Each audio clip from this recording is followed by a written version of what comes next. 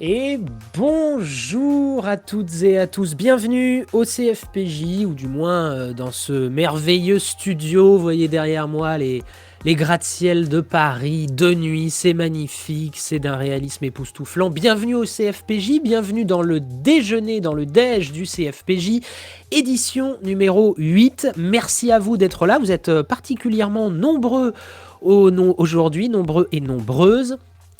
Bienvenue à vous, je suis ravi de vous retrouver pour ce moment d'échange, de partage, d'apprentissage.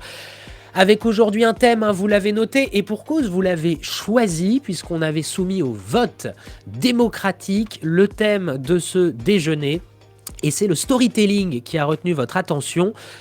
Soyons bien d'accord, on ne va pas faire le storytelling dans son intégralité en 45 minutes, mais voilà, on va se poser des questions, on va essayer d'y répondre. Et bonjour Olivier, intervenant CFPJ, ravi de te retrouver. Bonjour Hayat également. N'hésitez pas effectivement, comme vous le faites là, à vous signaler dans le chat. Ça me permet de savoir à qui je parle et puis de pouvoir vous dire bonjour et de vous nommer, c'est toujours mieux. Et n'oubliez pas, surtout, très important, le chat, il est là pour vous.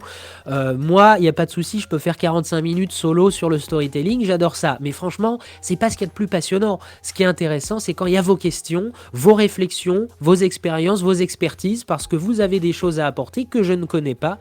Et on est là vraiment dans l'échange. Donc, bienvenue à toutes et à tous. Pour ceux et celles qui n'auraient pas le background, on rappelle, le CFPJ, Centre de formation et de perfectionnement des journalistes, qui depuis 1969 forme les journalistes à des techniques de journalisme, mais aussi des techniques de communication, raison pour laquelle on a aussi beaucoup de communicants qui viennent au CFPJ pour se former.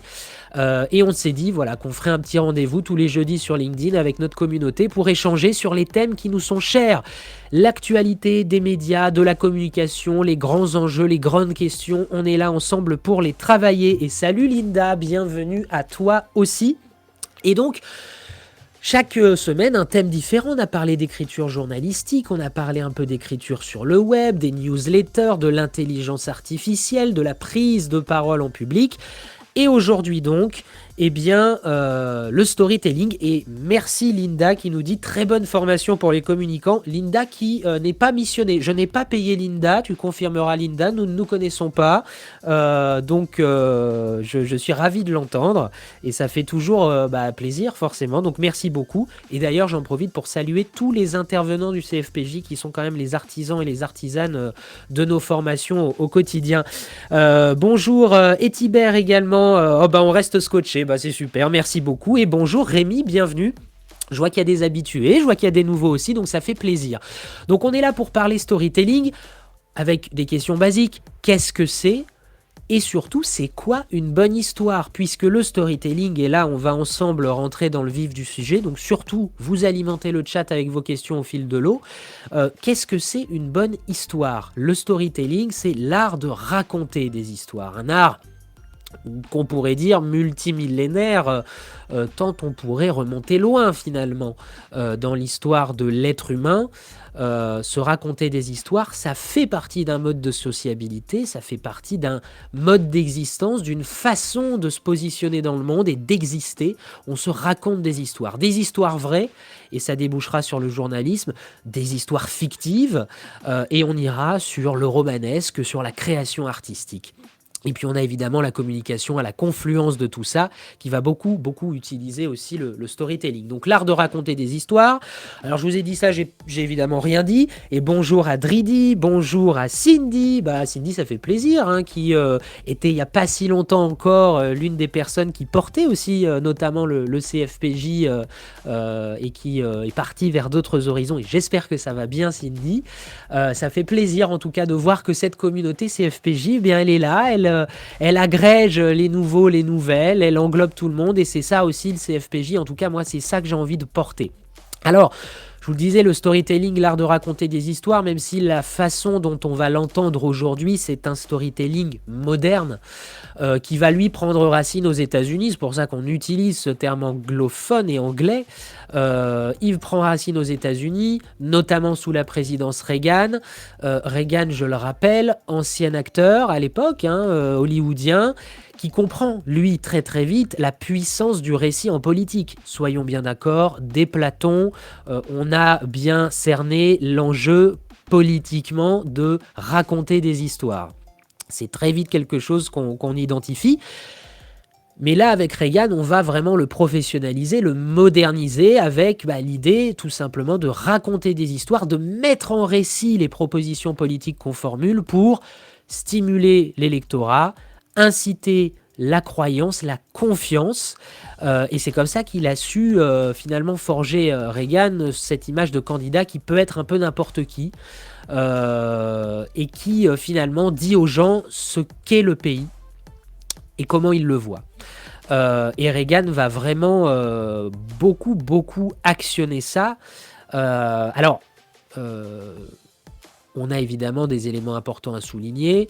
Reagan, il a tiré les leçons à l'époque des relations parfois difficiles entre ses prédécesseurs et la presse. On rappellera le Watergate, le scandale qui a conduit à la démission de Richard Nixon. Donc, Reagan comprend très vite qu'il faut nourrir les médias avec des histoires. Qu'on ne peut pas se contenter de faire des choses, bonnes, mauvaises, peu importe. Il faut, d'une certaine manière, les faire comprendre. Et les histoires vont servir à ça. Alors jusqu'à un certain point, évidemment, puisque on va mettre en récit des politiques, et parfois, souvent, on se moque des politiciens, des politiciennes, ou même de certaines marques qui vont trop loin dans un storytelling aberrant. Mais vous voyez donc l'idée quand même, c'est vraiment, à cette époque, d'avoir les fameux spin doctors, ça a donné d'ailleurs des séries, qui vont vraiment dicter, non seulement avec leurs histoires de potentielles inclinations de l'électorat, mais qui vont surtout dicter un agenda médiatique, des grandes histoires qui vont faire la une, qui vont mobiliser la presse, qui vont mobiliser les médias, et qui vont forcément attirer les yeux sur un domaine, sur un point précis, et peut-être éviter d'avoir à parler de sujets plus fâcheux.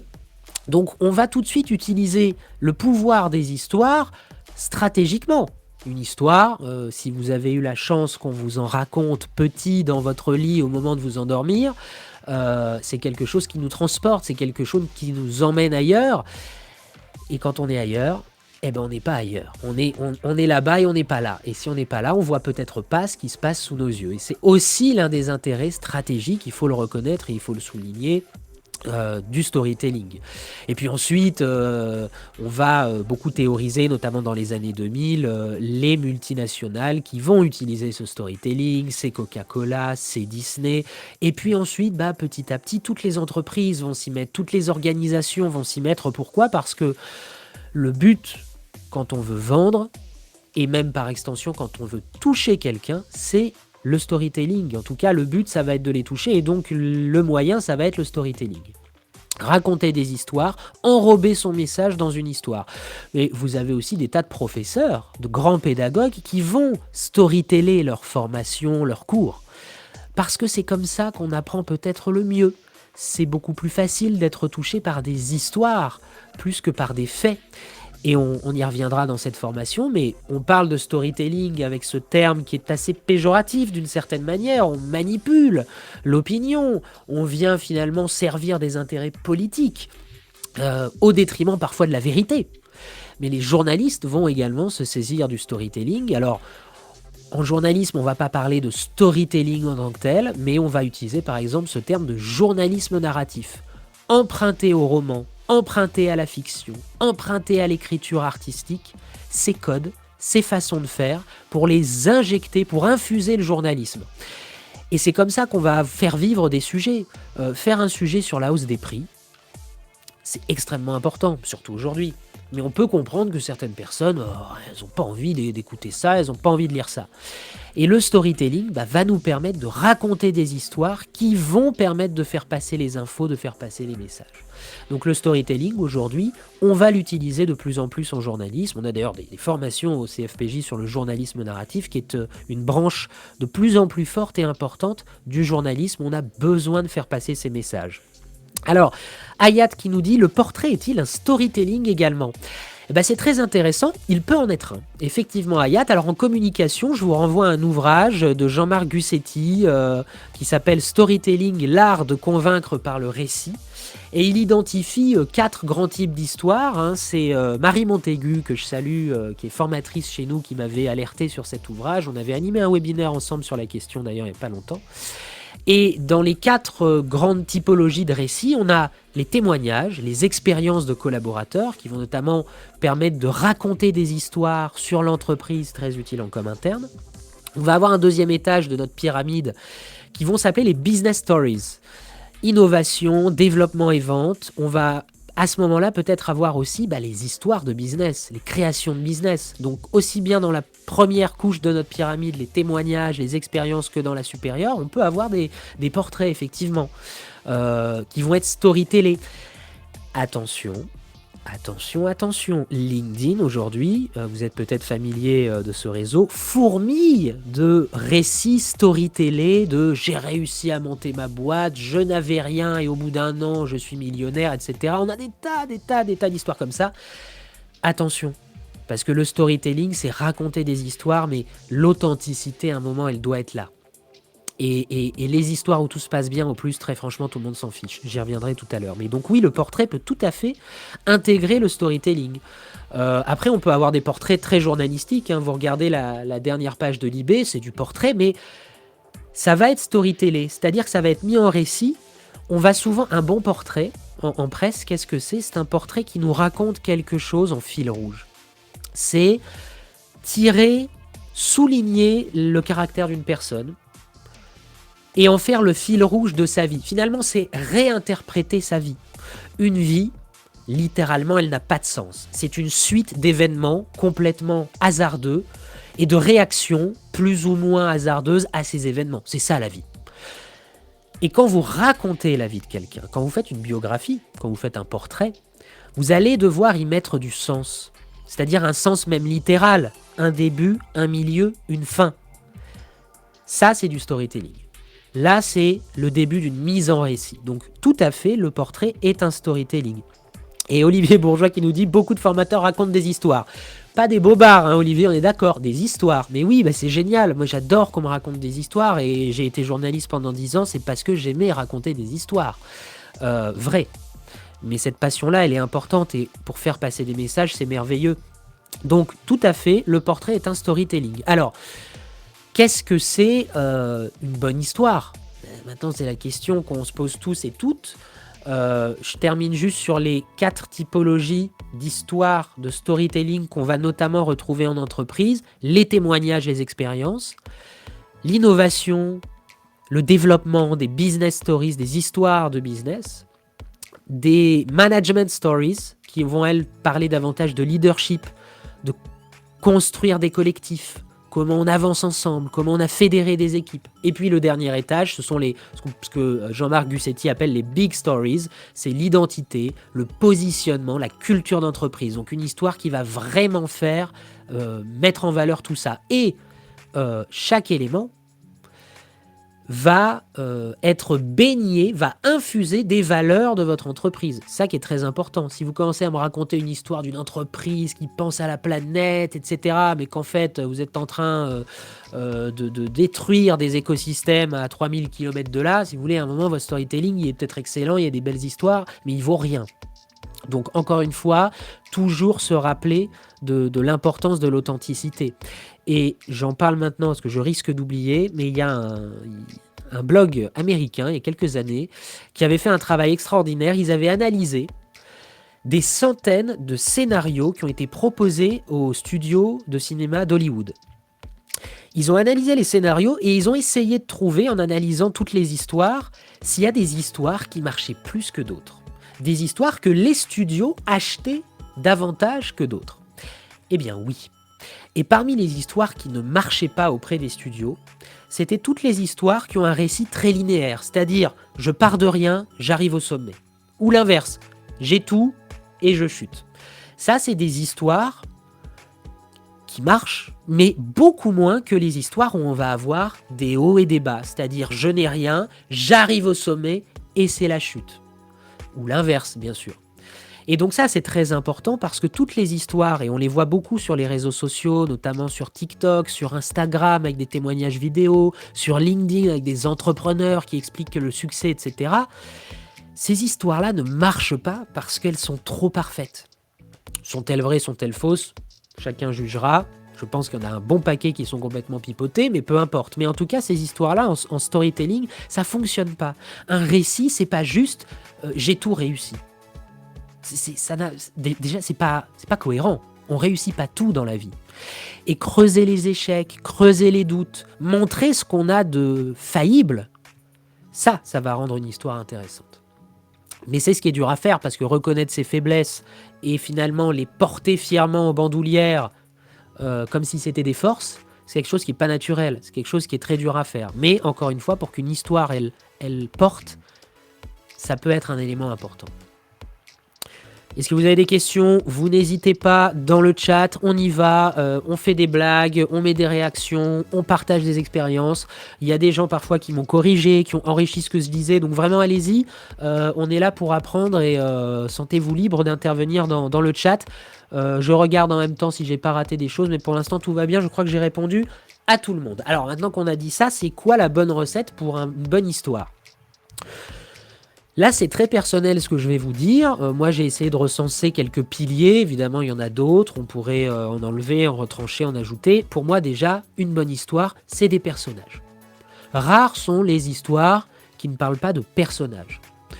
C'est d'ailleurs très difficile. Il faut une incarnation. Et à l'heure des réseaux sociaux, de la vidéo, notamment sur le web, on voit à quel point l'incarnation, elle est importante. Ce que je suis en train de faire, c'est un peu ça aussi. J'incarne, je suis un personnage. En l'occurrence, Simon du CFPJ. Alors, qu'est-ce que c'est un bon personnage? C'est un personnage qui va avoir une identité. Ceux qui travaillent dans la com ou dans le marketing, vous avez peut-être déjà fait des personas. Vous savez, quand vous avez des cibles, on en a beaucoup parlé, on en parle quasiment à chaque live. Quand on a des cibles, qu'on veut bien les identifier, on fait ce petit persona avec une photo, une profession, un nom, un statut marital, des rêves, des ambitions, des doutes. Bref, tout ce qui peut nous aider à donner de la consistance aux clients qu'on vise ou aux lecteurs qu'on vise. Très intéressant de faire ça aussi quand on est journaliste, et on ne le fait pas beaucoup d'ailleurs. Faites ce persona, et là, vous allez déjà creuser un personnage, justement. Parce qu'un personnage, il a une vie, il a un caractère, il a une cohérence interne, il a des schémas de pensée, il a des rêves, il a des peurs. Je dis il, mais elle aussi, bien sûr. Donc ça va être important. Et oui, le persona, Hayat nous dit, bah oui, très utile, bien sûr, bien sûr, bien sûr. Donc, utilisez ça, absolument, c'est précieux. Une fois que vous avez fait ça, votre personnage, faut avoir conscience qu'il va évoluer. On n'est jamais le même. On change à chaque instant. Et les événements nous changent. Donc, dans une histoire, nos personnages, ils vont évoluer, ils vont changer, ils vont bouger. Alors, je vois que je suis un petit peu figé, non c'est bon, je reviens, n'hésitez pas à me dire si on a des petits problèmes de connexion, parce que à ce moment-là je reprendrai pour pas vous perdre. Mais donc vous avez un personnage, il faut qu'il ait vraiment cette consistance, il faut qu'il ait une vie presque en dehors de votre histoire finalement. Et donc creusez ce personnage, questionnez-le, qui il est, à quoi il rêve, à quoi il pense, quelles sont ses envies, quelles sont ses peurs, quelles sont ses failles. Vous devez tout savoir de ce personnage, même si vous n'utiliserez pas tout. Encore une fois, la crédibilité d'un personnage, elle va se sentir à ça, à la profondeur qu'il a derrière, même si tout n'affleure pas dans l'histoire. Et puis pour amener la nuance dans votre personnage, multipliez les points de vue. Ce personnage qui se vit comme curieux, ambitieux, etc., sera peut-être perçu différemment par les personnes qui l'entourent. Et donc là aussi, imaginez comment il est perçu de l'extérieur, par ses parents, par ses amis, par ses collègues, par ses ennemis, s'il en a. Ça, c'est très important. Ça va aussi donner de la profondeur et même du relief à votre personnage. Donc ça, c'est le rayon des personnages. Votre histoire, elle doit avoir des personnages, où tout n'est pas parfait. C'est pas les pubs des années 60, si vous voulez, avec un mari, une femme, 2 enfants, un pavillon en banlieue américaine, et tout est merveilleux parce qu'on a un four micro-ondes. Ok ? On a évolué. Franchement, aujourd'hui, si vous voulez voir ce que c'est que du bon storytelling, regardez des séries sur Netflix, des jeux vidéo également, hein. Si certaines d'entre vous ont un petit peu la fibre jeux vidéo, vous verrez à quel point cette industrie, elle a complètement changé ses codes et elle est passée de jeux même très enfantins parfois à des œuvres d'une profondeur tout à fait remarquable avec des personnages prodigieusement écrits. On a nos personnages, une histoire, rappelons-le, c'est le deuxième pilier. C'est cette idée quelque part de complétude, un début, un milieu, une fin. Une histoire, c'est un tout. Vous prenez la main de votre audience dès le début, c'est le début de l'histoire, vous l'emmenez jusqu'à la fin, vous la lâchez pas en rase campagne en plein milieu. L'histoire, elle se termine. Alors vous pouvez faire des cliffhangers, du suspense, des tas de choses si vous voulez, mais vous devez avoir un récit qui progresse, début, milieu, fin. Et chaque partie du récit va servir l'intrigue principale. Une histoire, c'est vraiment la cohérence d'un récit qui doit être totale. Et d'ailleurs, chaque phrase doit compter. Il n'y a pas d'anecdote, il n'y a pas d'inutile. Si vous enlevez une partie de votre histoire, si vous enlevez une phrase, et que tout est toujours compréhensible et que tout est toujours aussi clair, c'est peut-être que votre phrase n'était pas utile. Mais normalement, c'est vraiment un échafaudage. Si vous enlevez une pièce, il y a tout qui s'écroule. C'est ça qui va être important de creuser. Chaque plan, chaque séquence doit aller dans le sens de l'histoire. Amusez-vous à regarder des films. Dans les films, c'est passionnant de voir à quel point chaque plan, chaque scène a un sens. Ce plan sur la montre, il a un sens parce que on va apprendre une demi-heure plus tard que cette montre, elle est importante pour l'intrigue. Parfois, c'est fait avec des gros sabots. Vous avez un énorme zoom sur le couteau ensanglanté, bah oui, c'est l'arme du crime. Mais parfois, c'est beaucoup plus subtil. Donc ça aussi, c'est important de l'avoir en tête. Un début, un milieu, une fin, une cohérence, et tout est là pour servir l'intrigue, pour servir l'histoire. Quand on parle de cohérence aussi, ça veut dire qu'il y a des règles. Si vous créez une histoire, cette histoire, elle a lieu dans un monde. Et dans ce monde, il y a des cultures, il y a des religions, il y a des peuples, il y a des tensions.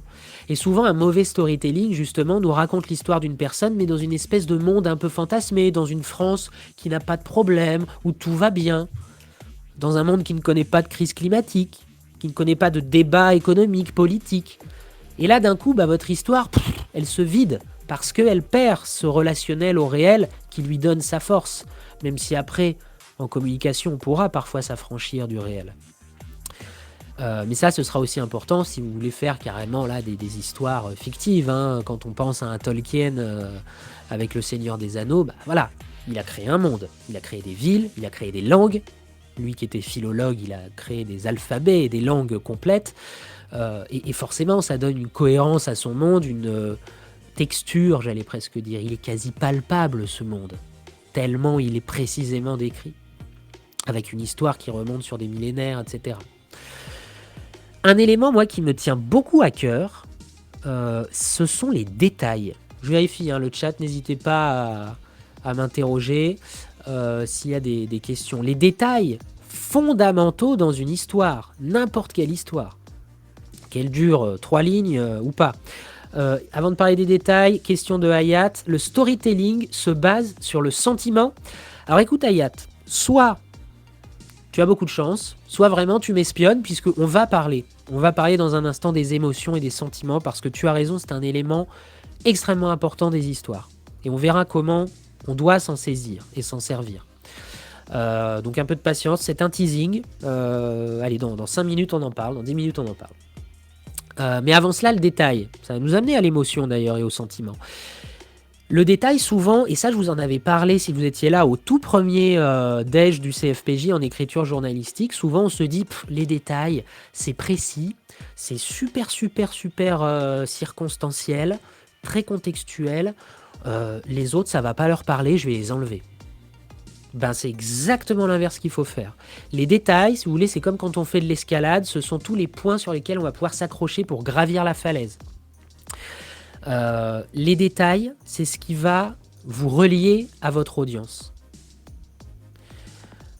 Et souvent, alors je donne le même exemple, donc un jour il faudra que je change, parce que les gens qui m'écoutent trop souvent, ils vont se dire, mais ils nous rabâchent les mêmes trucs, mais si je vous dis que je suis allé sur le marché hier, fondamentalement, vous n'en avez rien à faire. Et vous avez bien raison. Mais si je vous dis que je suis allé sur le marché et que je suis tombé sur ce stand avec ces petites fraises rouges, rubis dans leur barquette, et que ça m'a transporté 20 ans en arrière quand j'étais enfant et que j'allais manger des framboises chez ma grand-mère qui achetait ces petites framboises parce qu'elle savait que j'aimais ça et que je passais les mercredis après-midi chez elle et on parlait et on jouait et que ça m'a transporté. Là, d'un coup, j'ai donné de la chair. Là, j'ai donné de l'histoire. Là, j'ai focalisé sur un détail, sur cette framboise, sur cette couleur. J'aurais pu parler de cette texture, de ses aspérités, de cette légère acidité enrobée de sucre, de ces grains qui craquent sous la dent. Voilà, là, elles existent, mes framboises. Et là, mon histoire, elle existe. Donc, vous voyez, c'est ça le détail. Et c'est ça qui va être important. Donc, souvent, on va choisir les détails qu'on veut faire ressortir.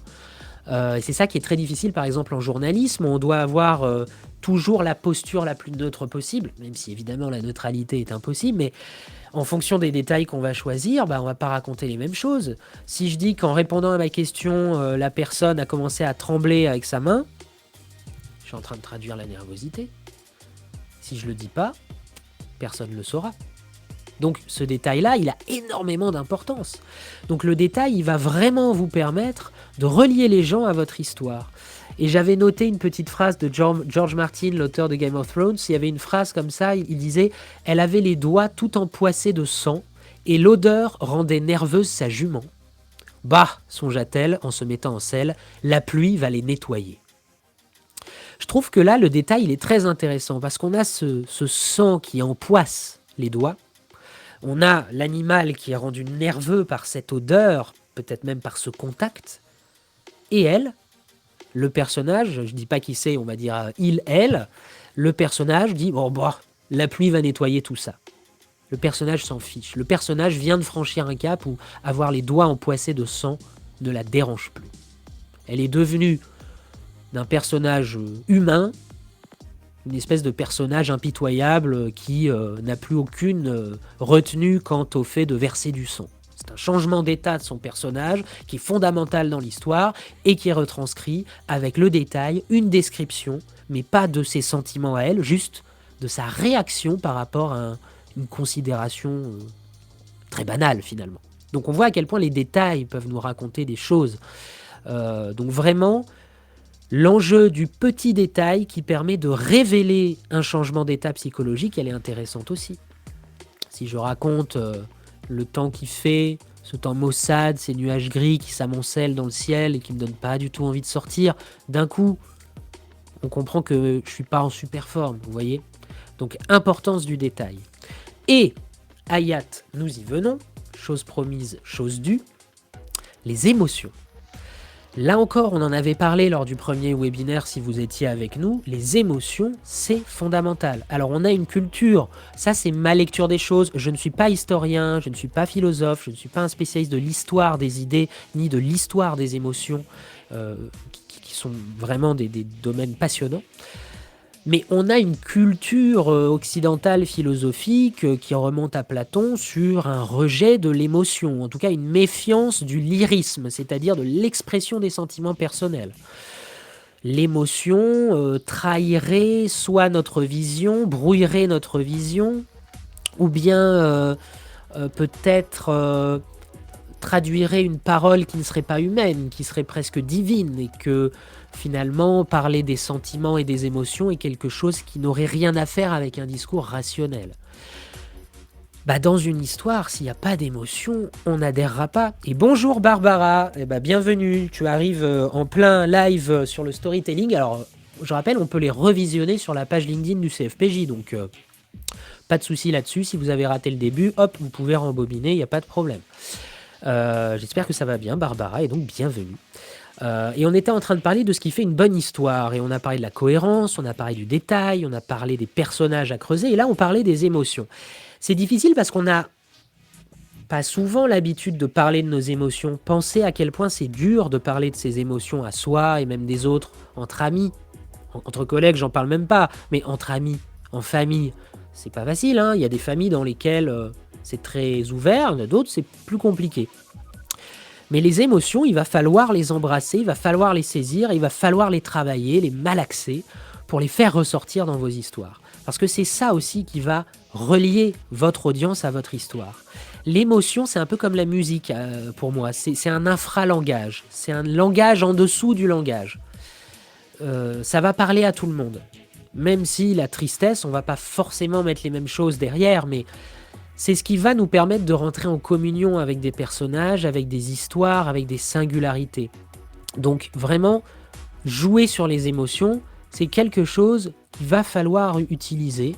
On n'est pas du tout chez les Jedi de Star Wars qui ont juré de ne jamais rien ressentir, parce que dès lors qu'on ressent quelque chose, on passe du côté obscur. Alors je ne sais pas si c'est vrai, mais si c'est le cas, eh bien, du bon storytelling, pour faire ça, il va falloir quand même verser du côté obscur. Et cette question des émotions, j'en avais parlé lors du premier live sur l'écriture journalistique, parce qu'elle est vraiment épineuse quand on est journaliste, où justement, nous, on est censé avoir une distance par rapport aux événements, mais on parle avec des gens qui ressentent des choses, donc on doit raconter leurs émotions, et puis surtout, à un moment, quand on est au reportage, quand on couvre des attentats, quand on couvre une guerre, mais même quand on couvre des drames sociaux, on est pris aussi, nous, par l'émotion, et c'est compliqué de faire comme si ça n'existait pas, on reste des êtres humains. Je vous assure que les journalistes sont des êtres humains. Et donc, on doit faire avec. Donc, on doit en être conscient déjà. Et quand on fait du storytelling, quand on crée des histoires, il faut savoir utiliser ses émotions. Encore une fois, avec parcimonie. Si votre but, c'est de vendre des canettes de soda qui nous rendent tous obèses, ou diabétiques, si vous voulez. Moi, je veux bien qu'on me fasse des belles histoires avec des Pères Noël et des enfants heureux. Il y a un moment où, encore une fois, il va falloir tenir compte, il y a un principe de réalité qu'il va falloir aussi intégrer pour que votre histoire, elle soit un moment crédible. Parce que sinon, vous allez vous faire avoir, vous allez vous faire épingler en mode « Attendez, c'est quoi cette histoire ? Vous nous racontez, vous faites de la flûte, et puis derrière, vous nous vendez des produits qui sont pas bons pour la santé. » Donc ça, c'est aussi une réflexion à avoir. C'est pour ça que parfois, d'ailleurs, on va pouvoir manier l'humour, un certain décalage. Mais en tout cas, oui, les sentiments sont importants. Je vous enjoins, par exemple, à lire Jane Austen. Si vous n'avez jamais lu Jane Austen, allez-y. C'est formidable. Je vous ai peut-être déjà parlé dans un live, parce que vous allez voir, je radote au bout d'un moment, quand même. C'est un petit peu dramatique. Lisez ces romans qui sont passionnants, qui sont merveilleux, qu'on a trop souvent associés à des romans, des histoires à l'eau de rose, un peu romantiques, ce qu'on a longtemps appelé de manière sexiste des romans, des histoires de femmes. C'est extraordinaire pour raconter la psychologie des personnages, la naissance des émotions, le déploiement de ces émotions, et c'est toujours décrit d'une subtilité extraordinaire. Donc vraiment, allez-y, lisez Emma, qui est je ne sais pas si c'est le premier roman chronologiquement de Jane Austen, mais en tout cas, il est merveilleux pour ça. Donc allez-y. Et là, vous verrez ce que c'est que raconter des émotions sans les dire frontalement. Hein, c'est là où les détails vont être intéressants. Dire mon personnage, Gustave, est triste, ça me fait une belle jambe. Donc là, Gustave, on va le raconter. On va raconter peut-être ses yeux, ses paupières qui tombent. On va raconter son dos voûté. On va raconter son pas lourd. On va raconter ses soupirs. Là, on va comprendre qu'il est triste. Là, il est même sacrément triste si tout est cumulé. Mais vous voyez l'idée. Donc encore une fois, les sentiments pour moi sont importants. Au même titre que les détails, ils vont permettre de se raccrocher à l'histoire. On ressent tous des choses. On a tous déjà ressenti toute la palette d'émotions qui existe dans l'histoire. À peu près. Et donc forcément, on va pouvoir rentrer en communion avec ces personnages. Alors maintenant, une fois qu'on a ça, on sait faire des bonnes histoires. L'enjeu, ça va être de distiller ces éléments, parce que c'est très rare au final qu'on fasse de grands récits, qu'on déploie de grands récits. Si vous faites de la publicité, à la limite, si vous avez un spot d'1 minute qui coûte 3 millions de dollars au Super Bowl, là vous avez 3 minutes pour raconter une belle histoire. Donc là vous allez pouvoir y aller en termes d'écriture. Mais sinon, souvent c'est des petites choses. Mais moi, le storytelling, j'aime bien par exemple même l'inclure dans des emails à des collègues. Leur raconter une petite histoire, rigolote ou peu importe, mais qui va faire passer le message. C'est là que ça va être intéressant. Je vais mettre un petit personnage, je vais mettre 2-3 détails, je vais mettre un trait d'humour, je vais raconter, je sais pas moi, une progression, une évolution. Et ça va rendre le récit plus fluide et ce mail, pas forcément super passionnant que je devais envoyer, va devenir d'un coup un petit peu plus digeste pour les gens. Ça peut être ça. Tout ce qui est communication interne aussi, ça va être très important. Comment on parle de notre propre organisation à nos collaborateurs, à nos associés, à nos salariés. Ça aussi, c'est important. Que ce soit dans les médias, en communication, partout. Comment on crée du collectif. Comment on crée une énergie collective pour avancer ensemble et pour essayer de faire en sorte que tout le monde a une même vision. Le storytelling peut aider à ça. Mais toujours en ayant conscience de ce principe de réalité, que vos histoires qui finissent bien, qui sont merveilleuses, ou mon entreprise est géniale et c'est formidable, non, c'est pas vrai. C'est pas vrai, c'est du pipeau, et même si c'est vrai, personne ne le croira. Donc il faut aussi avoir le courage de ses faiblesses, le courage de ses failles. Ça, on en a parlé lors des lives précédents sur le stress et la prise de parole. Être fier aussi de ses fêlures, être fier de ses manquements. Pas non plus être fier de tout, mais les assumer, les raconter. Encore une fois, pour transmettre votre message, pour vous relier à votre audience. Hayat qui nous dit « J'utilise le storytelling dans mes lettres de motivation. » Évidemment, c'est génial de faire ça. Encore une fois, ça se travaille. On va pas raconter, moi si je fais une lettre de motivation, je vais pas raconter c'est l'histoire de Simon Rubin, une carrière fulgurante, des réussites en pagaille, on s'en fiche. En revanche, le storytelling va nous aider justement avec en fil rouge ce qui profondément me relie à ce poste. Je veux être, j'en sais rien moi, prof dans une école privée, j'en sais rien, bref. J'ai besoin de faire une lettre de motivation, moi je vais raconter quand j'étais gamin et que j'étais malade de stress à l'idée d'aller à l'école. J'avais honte de mes notes, j'avais honte de mes résultats, j'avais peur d'être jugé, j'avais peur de rater et que je me suis promis d'être le prof que j'avais jamais eu. Et je me suis promis de tout faire pour que les mauvais élèves, après parfois j'étais bon, parfois j'étais moins bon, mais que les élèves angoissés le soient moins. Et là d'un coup je raconte une histoire, mais ça présuppose d'être très lucide sur soi-même. Alors pas d'une extra lucidité, mais enfin de savoir ce qu'on a vécu, de travailler ses propres émotions. Ça présuppose de les assumer, ça présuppose de vouloir les partager, mais à ces conditions-là, je peux produire un récit très fort et très personnel. Et c'est ce qu'on cherche dans une lettre de motivation. C'est, au-delà de la motivation, au-delà de l'envie, c'est quel est le carburant de cette envie? D'où vient-elle? De quoi est-elle nourrie? De quoi votre âme, en quelque sorte, se nourrit? Quelles sont vos racines? Quelle est votre archéologie personnelle? Et c'est tout ça que le storytelling va pouvoir nous permettre de travailler. Donc ça, c'est un vrai plaisir, parce qu'encore une fois, j'en ai pas parlé, mais le storytelling, raconter des histoires, c'est du plaisir. C'est stimulant, ça fait travailler la créativité, l'inventivité, le sens du détail, le souci du réel, tout ça est absolument fondamental. Et donc vous voyez comment tout ça s'agence. Donc, pour conclure, je dirais qu'il y a un élément important, c'est analysez-vous. Qu'est-ce que vous aimez? Quels sont vos goûts dans une histoire? Qu'est-ce qui vous plaît? Et essayez de décrypter pourquoi ça vous plaît. Et là, vous allez commencer aussi à trouver des pistes de voilà comment moi je pourrais raconter des histoires, parce que j'aime les histoires qui font ci, où il se passe ça, qui terminent comme ci, comme ça, etc. Et puis n'oubliez pas qu'une histoire, c'est de la vie. Donc c'est des personnages et c'est de la progression d'un point A à un point B. Après, on peut faire comme Ulysse, qui fait le point A, il nous fait tout l'alphabet 25 fois pour revenir au point A, mais qui n'est plus vraiment le même point A puisque des années se sont écoulées. Mais en tout cas, il y a une progression, une avancée. Progression, c'est pas forcément d'ailleurs positif, ça peut être une déchéance absolue, votre histoire, ça peut être un truc ultra plombant, mais on doit progresser. Souvent, en journalisme, on a ce souci-là que chaque personne qu'on fait parler, qu'on fait intervenir dans notre article ou dans notre reportage, fait progresser le sujet, répond à une nouvelle question à chaque fois.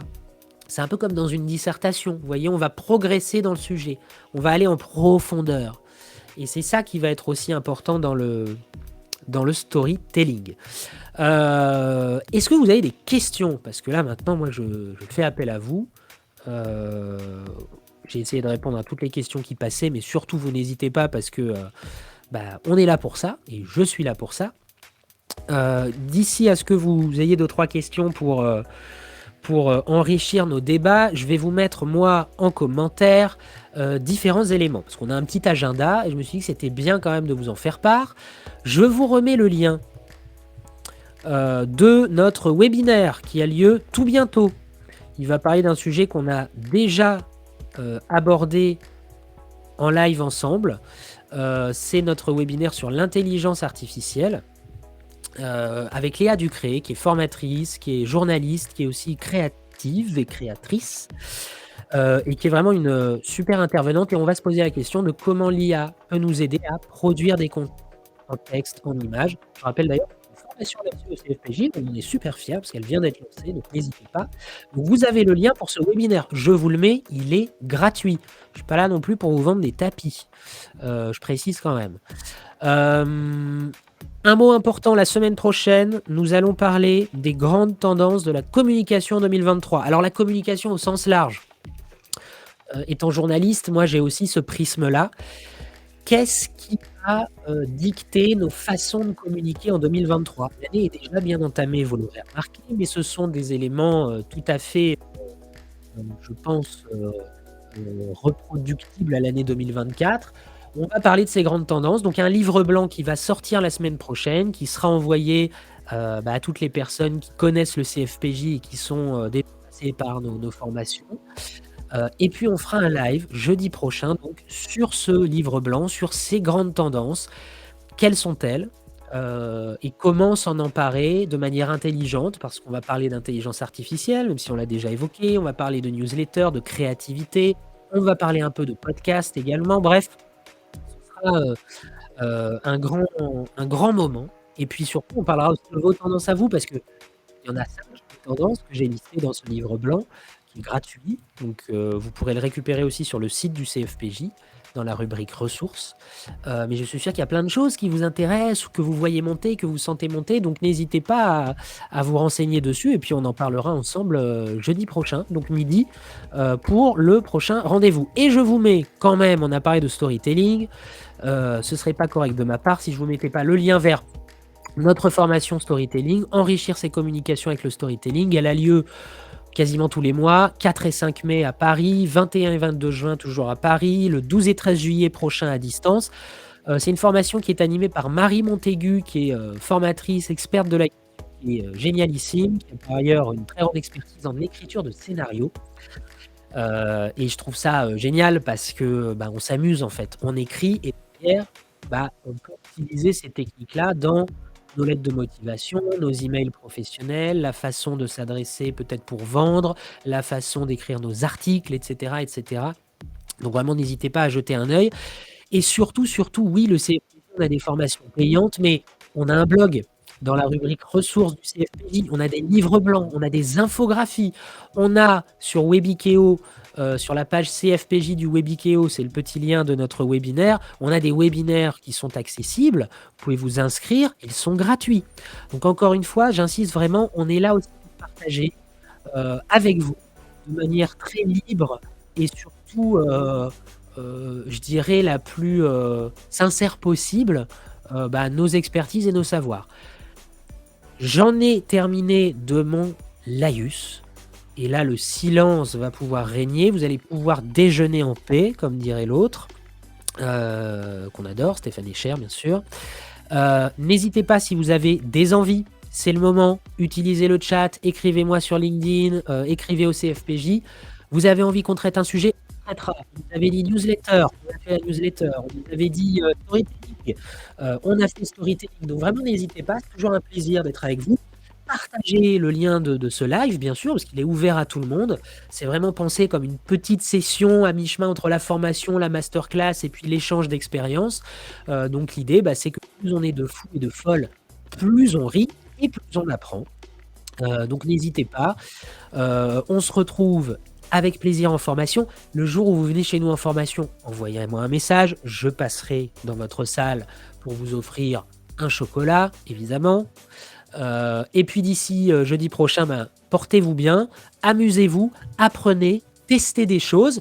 Et on se retrouve donc jeudi midi pour le dernier CFPJ numéro 8 sur les grandes tendances de la communication en 2023. Un sujet vaste et ambitieux, mais après tout, qui ne tente rien à rien. Merci beaucoup, à très vite. Merci encore de votre fidélité. À très vite, oui, à la semaine prochaine. Salut!